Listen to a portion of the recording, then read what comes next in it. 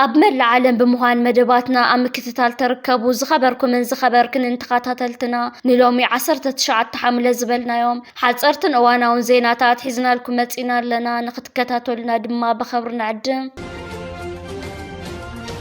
وقعوا فيستيفال إيرتراوينا بريطانيا بدمكت تخفيتو أتبنا فوق صبز نبر عمتاو فيستيفال إيرتراوينا بريطانيا 2026 حدا هزبي حدا بهلي حدا من النتاب تحت زبل مريح جرحو بوقعي تخفيتو أزن من نتنسمر حايلن إيرتراويان زن صبارق عبي بهلاو تنبل أبستفلالي كتماتات بريطانيا زنبر إيرتراويان فتوتي إيرتران ببزي حبسترخولي تجميرو حبرتات بانديرا إيرتران قودناتات المدرخات ات فيستيفال ملئ وزركب كوينو بهلاو موسيقان حقوسن تخباب بهوتان نقاقحو يركب ات فيستيفال صبغان هابتامنتن ባህሊ ኤርትራ ዘርኢ ንጥፈታት ዝሓዘ እዩ ካብ ባህላዊ ሳዕስዒትን ሙዚቃን ጀሚርካ ክስካብ ጥዑም ምግቢ ስነ ጥበብ ስፖርት ታሪክን ፋሽንን ዝሓዘ ዓብይ ምርኢት ይካየድ ኣሎ እዚ ኣጋጣሚ እዚ ኤርትራውያን ንመንነቶምን ንነዊሕ ዓመታት ዘጥረይዎ ታሪካዊ ውርሻን ዘብዕሉሉን ንዓለም ዘላሊሉን ወሳኒ መድረኽ ኮይኑ ኣሎ ከም ተሰናዳእቲ እቲ ፌስቲቫል ዝገለጽዎ እዚ ጽምብል ካብ ፌስቲቫል ንላዕሊ ኮይኑ ንዝተፈላለዩ ወለዶታት ኤርትራውያን ኣብ ስደት ዘተኣሳሰር ድልድል እዩ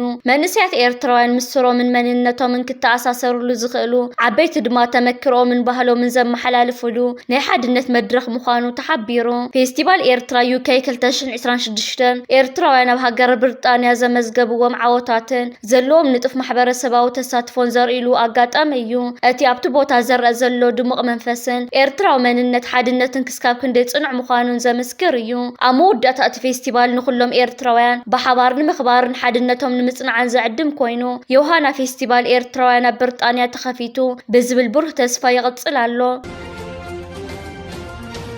ኮሌጅ ስነ ፍልጠት ማይ ነፍሒ ንመበል 19 ግዚኡ 297 ተምሃሮ ብዲግሪን ዲፕሎማን ኣመሪቑ ኮሌጅ ስነ ፍልጠት ማይ ነፍሒ ብዝተፈላለዩ ዓውድታት ትምህርቲ ዘሰልጠኖም 297 ተምሃሮ ብ18 ሓምለ ኣብ ዘካየዶ ድሙቕ ስነ ስርዓት መበል 19 ግዚኡ ኣመሪቑ ካብቶም ትማሊ መዓልቲ ብማዕርግ ዲግሪን ዲፕሎማን ዝተመረቑ 297 ተምሃሮ እተን 86 ደቂ ኣንስትዮ ምዃነን ተገሊጹ እዞም ተመረቕቲ ኣብ ዝሓለፈ ዓመታት ትምህርቶም ክትታል ለሃገራዊ ልምዓት ዝውዕል ሞያዊ ብቕዓት ዘጥረዩ ምዃኖም ኣብቲ ስነ ስርዓት ተሓቢሩ ኮሌጅ ስነ ፍልጠት ማይ ነፍሒ ሓንቲ ካብተን ኣብ 2004 ብውሽጣዊ ዓቕሚ መንግስቲ ኤርትራ ካብ ዝተመስረታ ላዕለዎት ትካላት ትምህርቲ ሓንቲ እያ እዚ ኮሌጅ እዚ ንመስርሕ ምምሃርን ምስትምሃርን ብዝለዓለ ደረጃ ዘሳልጡ ዘመናዊ መምሃሪ ክፍልታት ኣብያተ ፈተነ ከምኡውን ምቹው መደቀሲ ተምሃሮ ዘጠቓለለ ትሕተ ቅርፂ ዝተዋደደሉ ትካል እዩ ኣብቲ ስነ ስርዓት ምረቓ ላዕለዎት ሰበስልጣን መንግስቲ ወለዲ ተመረቕትን ዕዱማት ኣጋይሽ ተረኺቦም ነቲ ጽምብል ኣድሚቖም መውዒሎም ኣለዉ እቲ ኮሌጅ ካብ ዝምስረታት ሒዙ ኣብ ምፍራይ ክኢላታት ስነ ፍልጠት ዝለዓለ እጃም እናተፃወተ ፀንሐ ኮይኑ ናይ ሎሚ ተመረቕቲ እውን ኣብ ዝተፈላለዩ ናይ ልምዓት ዓውድታት ተዋፊሮም ንሃገሮም ከገልግሉ ትፅቢት ይግበረሎም እዚ ከምዚሉን ከሎ ልኡኽ ኤርትራ ብኣምባሳደር ነጋሲ ካሳ ዝተመርሐ ኣብቲ ኣብ ብራስለስ ዝተኻየደ መበል 121 ዋዕላ ቤት ምክሪ ሚኒስተራት ሃገራት ኣፍሪቃ ካርቢያንን ፓስፊክን ወይ ድማ OACPS ንጡፍ ተሳትፎ ገይሩ እዚ ዋዕላ እዚ ኣብቲ ትካል ዘጋጠመ ፋይናንሳዊ ሕፅረታትን ንመጻኢ ዝውሰዱ ስትራቴጂካዊ ስጉምትታትን ዝተመያየጡሉ እዩ ኣምባሳደር ነጋሲ ካሳ ኣብቲ ዘስምዖ ቃል ኤርትራ ጉዳይ ኣህጉራዊ ዝምድናታት ዘለዋ ጽኑዕ መርገፂ ደጊሙ ኣረጋጊጹ ሓደ ውድብ ብቁጠባዊ ዓቕሙ ኣብ ገዛ ርእሱ እንተዘይሃኒጹ ናይ ፖሊስታት ዋና ክኸውን ኣይኽእልን እዩ ዝበለ ኣምባሳደር ነጋሲ OACPS ምስ ሕብረት ኤውሮፓ ዝገበሮ ዝምድና ካብ ሓጋዝን ተቐባልን ወፂኡና ማዕረ ሽርክና ክሰጋገር እንተኮይኑ ኣባላት ሃገራት ብቁጠባ ክሕይላን ኣበርክተን ከማልኣን ከም ዘለወን ተሓሳሲቡ እቲ ዋዕላ ብተወሳኺ ጉዳያት ለውጢ ክሊማ ንግድን ምስ ስትራቴጂካዊ መሻርክቲ ዝህሉ ምትሕብባርን ሰፊሕ ዘተ ኣካይዱሉ ኣሎ ተሳትፎ ኤርትራ ብዝዋዕላ ሃገርና ኣብ ዞባውን ኣህጉራውን ጉዳያት ዘለዋ ንጡፍ ዲፕሎማሲያዊ ተራ ዘንጸባርቕ እዩ ስርዓት ብልጽግና ኣብ ልዕሊ ኤርትራ ሱዳን ግብፂ ተሪር ሕግታት ኣውፅኡ ይርከብ ኣሎ እዚ ብልጽግና ኣውፅእዎ ዝርከብ ዘሎ ተረርቲ ሕግታት ብመንገዲ ክፍሊ ኢሚግሬሽን ናይቲ ሃገር ኣቢሉ እዩ ዜጋታት ናይ ሰለስቲአን ሃገራት ናብ ኢትዮጵያ ንምብፃሕ ኣብ ዝኣትውሉ እዋን ኣብቲ ሃገር ምስ ኣተው ዝወሃብ ዝነበረ ቪዛ ሙሉእ ብሙሉእ ተሰሪዙ ደው ኢሉን ይርከብ ኣሎ ኣምሳዩ ዜጋታት ኤርትራ ግብፂ ሱዳን ቅድሚ ናብ ኢትዮጵያ ምብፅሖም ኢቪዛ ክሓቱ እቲ ዝሓትዎ ኢቪዛ እውን መንግስቲ ኢትዮጵያ ከም ዘይቕበሎ እዩ ሓበሬታ ወፂኡ ዝርከብ ዘሎ እዚ ድማ ስርዓት ብልጽግና ዝኽተሎ ዘሎ ሓደገኛ ባህርና ካይዳን እዩ። ሰለስቴን ሃገራት መንገዲ ኣየር ኢትዮጵያ ካብ ሰማያተን ምእጋድን ንዜጋታት ኢትዮጵያ ናብ ሃገራተን ኣብ ዝመጽሉ እዋን ተመሳሳሊ ስጉምትታት ግድን ክወስድ ኣለወን። ስርዓት ብልጽግና ስካብ ከምዚ ዓይነት ዝተሓተ ደረጃታት ብምውራድ ምስ መንግስታትን ሃገራትን ንዝኣትዎ ጸልእን ቅርሕንትን ናብ ህዝቢ ውሪድዎ ይርከብ ኣሎ። ኢትዮጵያ ብልዕሊ ዜጋታት ኤርትራ ከምዚ ዓይነት ስጉምትታት ምግባር ካብ ትጅምር ዳርጋ ናብ 3 ዓመታት ተጸጋጊዑ ይርከብ ኣሎ። ክፍሊ ኢሚግሬሽን ኢትዮጵያን መንገዲ ኣየር ናይቲ ሃገርን ናይ ኤርትራውያን ዜጋታት ንብረት ኤርትራውያን ምክልባህ ድሕሪ መብዝሑ መንግስቲ ኤርትራ ቆራጽን ተሪርን ስጉምቲ ብምውሳድ ንመንገዲ ኣየር ኢትዮጵያ ካብ ሰማያቱ ኣጊድዎ ነይሩ። እቲ ታሪፉ ዝርከብ ዘሎ ዝዓበየ ስጉምቲ እዘን 3 ሃገራት ብፍላይ ድማ ኤርትራን ሱዳንን ንመንገዲ ኣየር ኢትዮጵያ ግድን ካብ ሰማያተን ክእግዶ እየን። ስርዓት ብልጽግና ዝኽተሎ ዘሎ ከምዚ ዓይነት ሓደገኛ ኣካይዳ ተሪር ምላሽን መቕጻዕትን ስለ ዘድልዮም እዚ ከምዚሉ እንከሎ ስርዓት ብልጽግና ኢትዮጵያ ብስርናይ ነብሳ ኺኢላ ስርናይ ሰደድ ትገብራላ ብምባል ንማሕበረሰብ ዓለምን ህዝቢ ኢትዮጵያን ክሕሱ ተራእዩ ነይሩ። 47 ቶን ስርናይን ከምኡ ድማ መሸላን ጽዓነት መርከብ ናይ ኣሜሪካ ካብ ኣሜሪካውያን ሓረስቶት ዝተዋጽአ ናብ ኢትዮጵያ ይቕንዕ ከም ዘሎ ትማል ወፂ ዝርከብ ዘሎ ዜናታት ሓደ ካብቲ ኣገራሚ ምዕባለታት እዩ። ስርዓት ብልጽግና 47 ቶን ስርናይን መሸላን ካብ ኣሜሪካ ክቕበል እዩ። እዛ መርከብ ድሮ ካብ ኣሜሪካ ተበጊሳ ናብ ኢትዮጵያ ተቕንዕ ከም ነቶም ኣብታ ሃገር ዝርከቡ ልዕሊ 21 ሚልዮን ህዝቢ ተጸበይቲ ህጹጽ ረድኤት እዚ ዝወሃብ ከምዚ ዓይነት ሓገዛት ካብ ሓረስቶት መንግስቲ ኣሜሪካ ዝተዋጽአ ልዑል ግደን ተራን ከም ዝህልዎ መንግስቲ ኣሜሪካን ሓረስቶት ናይቲ ሃገርን ተስፋታቶም ገሊጾም ይርከቡ። ኢትዮጵያ ብስርናይ ነብሳ ኺኢላ ናብ ካልኦት ኣህዛብ ዓለም ከምኡውን ሃገራት ዓለም ስርናይ ትሸይጣላ ዝተባሃለት ካብ ሓረስቶት መንግስቲ ኣሜሪካ ዝተዋጽአ ስርናይን መሸላን ኢዳ ዘርጊሓ ንምቕባል ኣብ ምሽብሻብ ትርከብ ኣላ። ሓሶታት ስርዓት ብልጽግናን ዕሸል መራሒ ናይቲ ሃገር ንግዳም ይወጽ ኣሎ። ኣሜሪካን ፕሬዝደንት ናይቲ ሃገር ዶናልድ ትራምፕ ናብ ልዕሊ ኢትዮጵያን ዕሸል መራሒ ኢትዮጵያ ኣብይ ኣሕመድን ፍሉይ መርመራታት ክካየድ ትማል ጻውዒታት ኣቕሪቡ ይርከብ ኣሎ።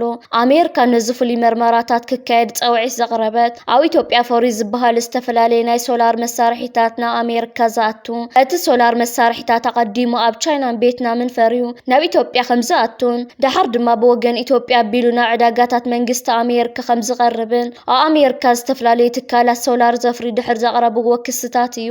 መንግስቲ ኣሜሪካ ብልዕሊ ኢትዮጵያን መራሒ ናይቲ ሃገርን ጥቡቕ ዝኾነ መርመራታት ክካየድ ትማል ውሳነታት ኣሕሊፉ ዝርከብ ዘሎ። ከም ዝፍለጥ ኣሜሪካ ብልዕሊ ዝተፈላለየ ሃገራት ዓለም ቁጠባዊ ጽዕንቶን ከምኡውን ናይ ቀረጽ ወሰኺ ብምግባር ኣብ ኩናት ናይ ቁጠባ ሃብቲ ኣቱ ዳርጋ ናብ 2 ዓመታት ተጸጋጊዑ ይርከብ ኣሎ። ብፍላይ ኣብ መንጎ ኣሜሪካን ቻይናን ዘሎ ቁጠባዊ ምስሓብ ናብ ግዳም ወፂኡ እዚ ድማ ንኣሜሪካውያን ኣቆጢዑ ኢትዮጵያ ኣብ ቻይናን ቪየትናምን ዘፍረየቶ ኣቑሑት ናብ ኢትዮጵያ ተመሊሱ ካብ ኢትዮጵያ ድማ ናብ ዕዳጋታት ኣሜሪካ ይኣቱ ከም ዘሎ እዚ ድማ ካብ ኢትዮጵያ ምስ ቪየትናምን ቻይናን ብምትሕብባር ኣብ ዕዳጋታት መንግስቲ ኣሜሪካን ህዝቢ ኣሜሪካን ጽልዋ ንምፍጣር ትንቀሳቐሳላ ዝብል ክስታት እዩ ነዚ ሃገር ቀሪቡላ ዝርከብ ዘሎ። ዕሸል መራሒ ኢትዮጵያ ኣብይ ኣሕመድን መንግስቲ ኢትዮጵያን እዚ ጉዳይ ሓቅነቱ እንተተረጋጊጹ ካብ መንግስቲ ኣሜሪካ ተሪር መቕጻዕቲ ክጽበዮም እዩ። እቲ ካብ ማሕተም ታሪክ ተደርቢ ዝተረፈ ኢትዮጵያዊ ፖለቲከኛ ገብሩ ኣስራት ሕጁን ካብቲ ዝለመዶ ናይ ጽልእን ሕስድናን መንገዲ ክወጻእ ተራእየን። መበገስ ፖለቲካዊ ተሓሳስባ ገብሩ ካብ ዓሚቕ ፍልጠትን ስትራቴጂካዊ ንቕሓትን ዘይኮነስ ብኣንጻሩ ካብ ውሱን ዓቕሚ ሕስድናን ብርቱዕ ርእሰ ምትሓትን ዝነቐለ እዩ። ገብሩ ኣስራት ስም ኤርትራን ፕሬዝደንት ኢሳያስ ኣፈወርቅን ብምልዓል ጥራይ ዓብዪ ፖለቲካዊ ስራሕ ዝዓመመ ኮይኑ ይስምዖ። እዚ ሰብ እዚ ንኤርትራውያን ብናይ ትዕቢት ዓይኒ ክጥምት ወይ ከም ዘየለው ቀፂሩ ክዛነ እኳ እንተደለየ ውሽጣዊ ሕሊንኡ ግን ብናይ ኤርትራውያን ጽንዓትን ብልጫን ወትሩ ይሳቐ ከም ዘሎ ዘረብኡ የቃልዖም። ከምቲ ፕሬዝደንት ኢሳያስ ኣፈወርቂ ብልክዕ ዝገለጾ ዓቕሞም ፈጺሞም ኣይፈልጥን እዮም ዝሓስብዎን ዘብልዎን ፈንጠዝያ እዩ። እዚ ሓቂ እዚ ኣብ ልዕሊ ገብሩ ኣስራትን መሰልቱን ልክዕ ተሰፊዩ ዝተሰርሐ እዩ። ካብ ክውንነት ዝረሓቐ ሕልሚ እናሓለሙ ኣብ ባይታ ግን ዝጭበጥ ስራሕ ዘይብሎም ባዶታት ምዃኖም ዘምስክር እዩ። ገብሩ ኣስራት ከምቲ ጠፋሽ ደበና እዩ። ጠፋሽ ደበና ብኩሉ መኣዝናት ክነጉድን ክገማጠልን ይውዕል እምበር ንጣብራሕሲ ዘይብሉ ዝዘኒ ማይ ዘየፍሪ ባዶ ጭራ እዩ። ንሱም ብፖለቲካዊ መድረኽ ክጭድርን ክምድርን እንተወዓለ ንህዝቢ ይኹን ንሃገር ዘምጽኦ ረብሓ የለን። ኣብ መወዳእታ እዚ ካብ ርእሰ ምትሓስ ዝብገስ ናይ ሕስድና ፖለቲካ ንገብሩ ኣስራት ናብ ዝገደደ ውድቀት እምበር ናብ ዓወታ የምርሖን ታሪክ ንኹሉ ከከም ግብሩ ክፈርዶ እዩ። ኩናት ኣብ ክልል ኣምሓራ ቀፂሉ ይርከብ ኣሎ። ብመሐመድ ተሰማ ዝምራሕ ሰራዊት ትማሊ ኣብ ክልል ኣምሓራ ሓድሽ ወፍርን ዘመተታትን ጀሚር ኣሎ። እዚ ትማሊ ዝተኻየደ ወፍርን ዘመተታትን ኣብ ክልል ኣምሓራ ስርዓት ብልጽግና ዓበይቲ ስዕረታት ይስከም ከም ዘሎ ወግዓውያን መራኸቢታት ናይ ፋኖ ጸብጻባት ይዘርግሓ ኣለዋ። እቲ ዓብይ ኮይኑ ዝርከብ ዘሎ ዜና ግን 296 ሰራዊት ፌደራል መንግስቲ ኢትዮጵያ ካብ ቦታ ናብ ቦታ ዝንቀሳቐሱ ዝነበሩ ካብተን መካይን ብምውራድ ደሃዮም ጠፊኦምን ተሰዊሮምን ይርከቡ። እዞም ሰራዊት ብረቶምን ኣጽዋሮምን ኣብ መካይን ብምግዳፍ ነናብ ዝጠዓሞም ቦታታት ተበታቲኖም ይርከቡ። 296 ሰራዊት ኣብ ሓደ መዓልቲ ብከምዚ ዓይነት ኣገባብ ክብተኑ ምክልኻል ናይቲ ሃገር ኣብ ቀራና መንገዲ በፂሕ ይርከብ ከም ዘሎ ካብዚ ዝዓቢ ምስክርነት የለን። መራኸቢታት ናይ ክልል ትግራይ ምስ ሰራዊት ትግራይን ሕወሓትን ቅርበት ዘለዎም ውልቀ ሰባት እውን ነዚ ዜና ብጽሑፍ መልክዕ ኣብ ገጻት ፌስቡክ ኣስፊሮም ኣለዉ። ፋኖውን ብተመሳሳሊ ንምጥፋእ ናይዞም 296 ሰራዊት ፌደራል መንግስቲ ኢትዮጵያ ጸብጻባት ብምስራሕ እቲ ሰራዊት ኣብ ዓውደ ኩናት ካብ ምምራኽ ሓሊፉ ኣብ ዘካይዱ ከምዚ ዓይነት ምንቅስቓሳት ክጠፍእ ምጅማር እውን እቲ ኣብ ክልል ኣምሓራ ዝካየድ ዘሎ ኩናትን ኣብ ኢትዮጵያ ነጊሱ ዝርከብ ዘሎ ስርዓት ብልጽግና ኣብቲ ናይ መወዳእታ ደረጃታት ከም ዝበጽሐ ብምሕባር ንስርዓት ብልጽግና ጸራሪካ ካብ ክልል ኣምሓራን ካብ ኢትዮጵያ ንምጥፋእ ዝግበር ዘሎ ምንቅስቓስ ሓይሉ ክቕጽሎ ምዃኑ ፋኖ ምዝ ኩናት ተተሓሒዙ መግለጺታት ዘርጊሕ ይርከብ ኣሎ። ብልጽግና ንኽልተ ሰሙናት ኢሉ ዝኣተወ ኩናት ክልል ኣምሓራ መዋጽኦ ሲኢንሉ ይርከብ። ክስካብ ሰራዊት ካብ መካይን ዘሊሉ ኣብ ምብታን በፂሕ ኣሎ። ኣብ ከተማ መቐለ ዘበት ንብሔራዊ ብርሰት ብዝብል መሪ ሓሳብ ዓብይ መድረኽ ተኻይዱ። ዘበት ንብሔራዊ ብርሰት ብዝብል መሪ ሓሳብ ኣብ ከተማ መቐለ ዝተዳለወ ዓብይ ህዝባዊ መድረኽ ኣቦ ወንበር ሕወሓትን ፕሬዝደንት ክልል ትግራይን ዶክተር ደብረጽዮን ገብረሚካኤል ኣብ ዝተረኸብሉ ተኻይዱ። እዚ መድረኽ እዚ ህዝቢ ትግራይ ዘጋጥሞ ናይ ኩሉ መዳይ ብርሰት ንምክልኻልን ንምምካስ ዝኽእል ሓበራዊ ምርድዳእ ንምፍጣርን ዝዓለመ እዩ። ኣብቲ መድረኽ ዝተረኸቡ ዶክተር ደብረጽዮን ገብረሚካኤል ትግራይ ካብ ዘጋጠመ ሓደጋ ንምውፃእ ዘይተሓለለ ቃልሲ ከም ዘድሊ ኣገንዚቦም እቲ መድረኽ ዘበት ንብሔራዊ ብርሰት ዝብል መሪሕ ቃል ዝሓዘ ኮይኑ ህዝቢ ትግራይ መንነቱን ህላውኡን ንምዕቃብ ክገብሮ ዝጸንሐን ዝቕጽሎን ቃልሲ ዘንጸባርቕ እዩ። ፕሬዝደንት ዶክተር ደብረጽዮን ኣብቲ መድረኽ ተረኺቦም ኣብ ዝሃብዎ ርእይቶ ሕወሓት ከም ውድብን ህዝቢ ትግራይ ከም ህዝብነት ኣጋጢሙ ዘሎ ፈተናታት ሰጊሮም ንሰላምን ልምዓትን ብሓባር ደው ክብሉ ከም ዝግባእ ተሓሳሲቦም እቲ መድረኽ ኣብ ውሽጢ ሕወሓት ይኹን ኣብ መንጎ ዝተፈላለዩ ክፍልታት ሕብረተሰብ ትግራይ ዘሎ ምርድዳእ ንምሕያልን ንዝኾነ ይኹን ህላወ ትግራይ ሓደጋ ዘውድቕ ምንቅስቓስ ንምምካትን ዝዓለመ ምዃኑ ተገሊጹ። እዚ መድረኽ እዚ ኣብ ከተማ መቐለ ዝካየድ ዘሎ ኣብቲ ክልል ፖለቲካዊ ምንቅስቓሳት ኣብ ዝሓየለሉን ህዝቢን መጻኢ ዕድሉ ብንቕሓት ይዝተየሉ ኣብ ዘሎ እዋን ምዃኑ ተፈሊጡ ኣሎ። ብዛዕባ ፖሊሲ ፕሬዝደንት ትራምፕ ኣብ ቀይሕ ባሕርን ጸጥታን ምርጋን እቲ ዞባ ካብ ዋይት ሃውስ ዝወፀ ሓበሬታ ከም ዘመልክቶ ፕሬዝደንት ዶናልድ ትራምፕ ኣብ ቀይሕ ባሕር ዘሎ ፖሊሲ ስጋኣታት ብምእላይ ጸጥታን ድሕነትን ንግዳዊ መስመራት እቲ ባሕር ንምሕላው ዝዓለመ እዩ። እዚ ፖሊሲ እዚ ንግዳዊ መራኸቢ ብሰላም ክንቀሳቐሳን ኣብቲ ዞባ ዘተኣማምን ምርጋእ ክሰፍንን ሰፊሕ ወታደራዊ ምንቅስቓስን ክትትልን ዘጠቓልል ምዃኑ ተገሊጹ።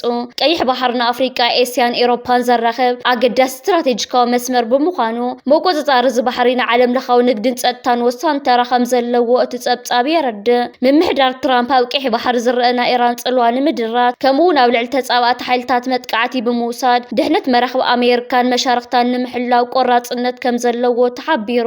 እዚ ፖሊሲ እዚ ነቲ ብቻይናን ኢራንን ኣብቲ ዞባ ዝካየድ ዘሎ ምስፍሕፋሕ ጽልዋ ንምግታእ ዝዓለመ ኮይኑ ኣብ ቀይሕ ባሕር ጸረ ሽበራን ጸረ ገበነኛታትን ዝካየድ ንጥፈታት ንምሕያል ዝዓለመ እዩ። እዚ ምንቅስቓስ እዚ ንግዳዊ መስመራት ባሕሪ ካብ ዝኾነ ይኹን ዕንቅፋት ነጻ ኮይኖም ንኽቕጽሉን ረብሓታት ኣሜሪካ ኣብቲ ዞባ ንምርግጋጽን ቀዳምነት ሂቡ ዝሰርሕ ምዃኑ ዓለም ለኻዊ ማዕከናት ዜና ገሊጸን። ብተወሳኺ ኣብ ዝቐረባ ግዜ ዝተረኣዩ ዲፕሎማስያዊ ምንቅስቓሳት ከም ዘመልክትዎ ሕቡራት መንግስታት ኣሜሪካን ሕቡራት ሃገራትን ንኤርትራ ዘለወን ኣረኣእያ ብምቕያር ኣብ ልዕሊ ቀዳማይ ሚኒስትር ኣብይ ኣሕመድን ስርዓት ብልጽግናን ዝለዓለ ጸቕጢ ገብራ ከም ዘለዋ ይግለጽ ኣሎ። እዚ ስጉምቲ እዚ ኣብቲ ዞባ ሓድሽ ጂኦፖለቲካዊ ውደባ ይፍጠር ከም ዘሎ ዘመልክት እዩ። ከም ክፍሊ ናይዚ ሓድሽ ፖሊሲ ሕቡራት መንግስታት ኣሜሪካ ኣብ ልዕሊ ኤርትራ ተነቢሩ ዝነበረ ዝተፈላለዩ እገዳታትን ዲፕሎማስያዊ ገደባትን ንምልዓል ስጉምቲ ትወስድ ከም ዘላ ተፈሊጡ ኣሎ። እዚ ናይ ደገፍ ምንቅስቓስ ኤርትራ ምርጋእ ዞባ ቀርኒ ኣፍሪቃን ጸጥታ ቀይሕ ባሕርን ዘለዋ ስትራቴጂካዊ ኣገዳስነት ብምግንዛብ ዝተወሰደ ምዃኑ ተንተንቲ ይገልጹ። ብኣንጻር እዚ ኣሜሪካን ሕቡራት ሃገራትን ኣብ ልዕሊ ስርዓት ብልጽግና ዝገብሮ ዘለዋ ጸቕጢ እናሓየለ ይመጽእ ኣሎ። እዚ ጸቕጢ እዚ ብሰንኪቲ ኣብ ኢትዮጵያ ዘሎ ውሽጣዊ ዘይምርጋን ስርዓት ብልጽግና ዝኽተሎ ዘሎ ፖሊሲ መንግስታትን ዝመጸ ኮይኑ ንኤርትራ ከም ቀንዲ መሻርክቲ ጸጥታቱ ዘዋ ብምርኣይ ንኢትዮጵያ ድማ ካብቲ ዓለም ለኻው ደገፍ ንምግላል ዝዓለመ ይመስል። እዚ ሕቡራት መንግስታት ኣሜሪካ ኣብ ልዕሊ ኤርትራ ተርእዮ ዘላ ሓድሽ ናይ ደገፍ መንፈስ እቲ ንዓመታት ተነቢሩ ዝነበረ እገዳ ንምልዓል ዝካየድ ዘሎ ጻዕርን ኣብ መንጎ ኤርትራን ምዕራባውያን ሃገራትን ሓድሽ ናይ ዝምድና ምዕራፍ ከም ዝተኸፈተ ዘርኢ እዩ። እዚ ለውጢ እዚ ኣብ ቀይሕ ባሕርን ቀርኒ ኣፍሪቃን ንዘሎ ፖለቲካዊ ሚዛን ብዓብዩ ክቕይሮ ከም ዝኽእል ትጽቢት ይግበር። ነዚ ተግባራዊ ንምግባር ድማ መንግስታት ኤርትራን ኣሜሪካን ኣብ ግብፂ ክራኸቡ ተወጢኑ ከም ዘሎ ተገሊጹ። እዚ ምንቅስቓስ እዚ ኣብ መንጎ ፕሬዚደንት ኢሳያስ ኣፈወርቅን ምምሕዳር ዶናልድ ትራምፕን ሓድሽ ናይ ዝምድና ምዕራፍ ናይ ምስግጋር ምልክት ምዃኑ ተንተንቲ ይሕብሩ። ጋዜጣ ወክመት ንዲፕሎማሰኛታት ጠቒሳ ከም ዘስፈረቶ ግብፂ ነዚ ታሪካዊ ክኸውን ዝኽእል ርክብ ንምውዳብ ኣብ ሚስጥራዊ ዲፕሎማሲ ተጸሚዳ ትርከብ። እቲ ርክብ ኣብ ካይሮ ክካየድ ዝተሓሰበ ኮይኑ ካብ ወገን ኤርትራ ሚኒስተር ጉዳያት ወጻኢ ዑስማን ሳልሕ ካብ ወገን ኣሜሪካ ድማ ኣማኻሪ ፕሬዚደንት ሕቡራት መንግስታት ኣሜሪካ ኣብ ጉዳይ ኣፍሪቃ መውስዕድ በውሎስ ክሳተፍ እዮም። እዚ ተበጊሶ እዚ ፕሬዚደንት ኢሳያስን ዶናልድ ትራምፕን ንዝምድና ክልቴን ሃገራት ካብቲ ንዓመታት ጸንሐ ምስሓብ ኣውፅኦም ናብ ሓድሽ ናይ ምትሕብባር ደረጃ ንምስግጋር ዘለዎም ድሌት ዘንጸባርቕ ምዃኑ ይግለጽ ኣሎ።